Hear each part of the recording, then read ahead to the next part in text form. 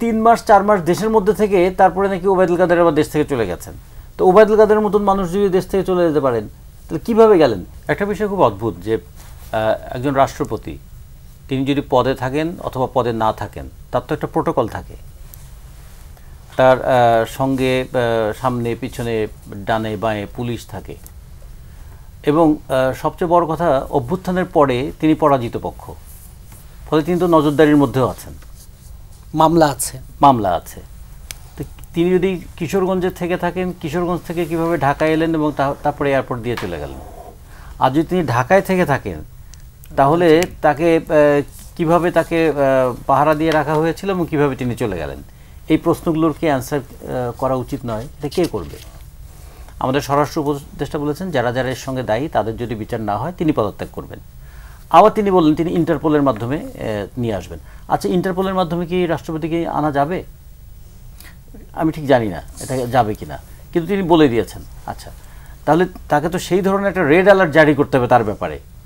Interpol তো এমনি এমনি কাজ করবে না। আচ্ছা, তারপরে আর একটা প্রশ্ন, আচ্ছা এতদিন পরে 9 মাস পরে ওই যে সাবেক রাষ্ট্রপতির তার কি দেশ ত্যাগের কোনো নিষেধাজ্ঞা ছিল?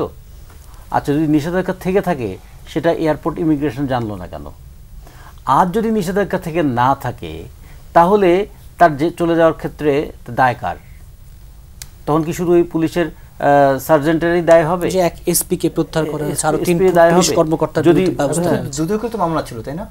দুদকের মামলাটা আমি নিশ্চিত না, তবে তার দেশ থেকে নিষেধাজ্ঞা ছিল কিনা এটা দেখতে হবে। কারণ দুদকের মামলা থাকলে তার নিষেধাজ্ঞা থাকার কথা, আর যদি দুদকের মামলা না থাকে তাহলে অন্যান্য যে মামলা তাতে নিষেধাজ্ঞা থাকার কথা না।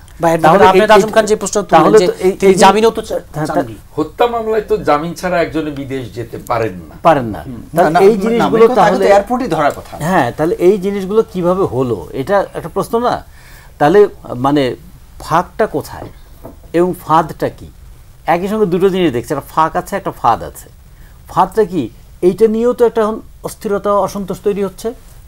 এরকম তো তৈরি হয়েছিল এর আগেও, যখন দেখা গেল যে অভ্যুত্থানের পরে প্রায় 600-র মতন আমাদের শুনেছিলাম যে তারা 625 জন তারা ক্যান্টনমেন্টে আশ্রয় নিয়েছিলেন।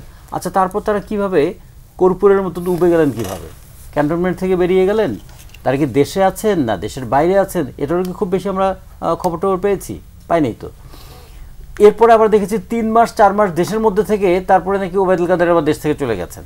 তো ওবায়দুল কাদের মতন মানুষ যদি দেশ থেকে চলে যেতে পারেন তাহলে কীভাবে গেলেন? তিনি কি এয়ারপোর্ট দিয়ে গিয়েছেন নাকি পালিয়ে গেলেন? তা সীমানা যদি অতিক্রম করেন তা সীমানা অতিক্রম করলেন কোন সীমানা দিয়ে? এবং সেখানে শুধু ওবায়দুল কাদের না, শেখ সেলিমও দেশে ছিল। হ্যাঁ, ছিল। তাহলে এই যে এই প্রশ্নগুলোর কে অ্যান্সার করবে? এখন আজকে নতুন করে যখন আমরা আব্দুল হামিদের কথা বলছি, তখন তার আগে তো অনেকগুলো বড় বড় ছিদ্র তৈরি হয়েই আছে। জালের মধ্যে অনেক বড় বড় ছিদ্র আছে এবং বড় বড় মাছ চলেও গেছে, সেগুলো একটা দিক। 2 নম্বর হচ্ছে যে এটা দায়টা কে নেবে এবং এটা নিয়ে যে অস্থিরতা তৈরি হচ্ছে তার ফলাফলটা কি হবে, এগুলো আমাদের একটু বিবেচনা করা দরকার। আমরা মনে করি যে প্রত্যেক মানুষকে বিচারের আওতায় আসতে হবে। যারা যে অপরাধ যতটুকু করেছে তার সেই অপরাধের শাস্তি হওয়া উচিত।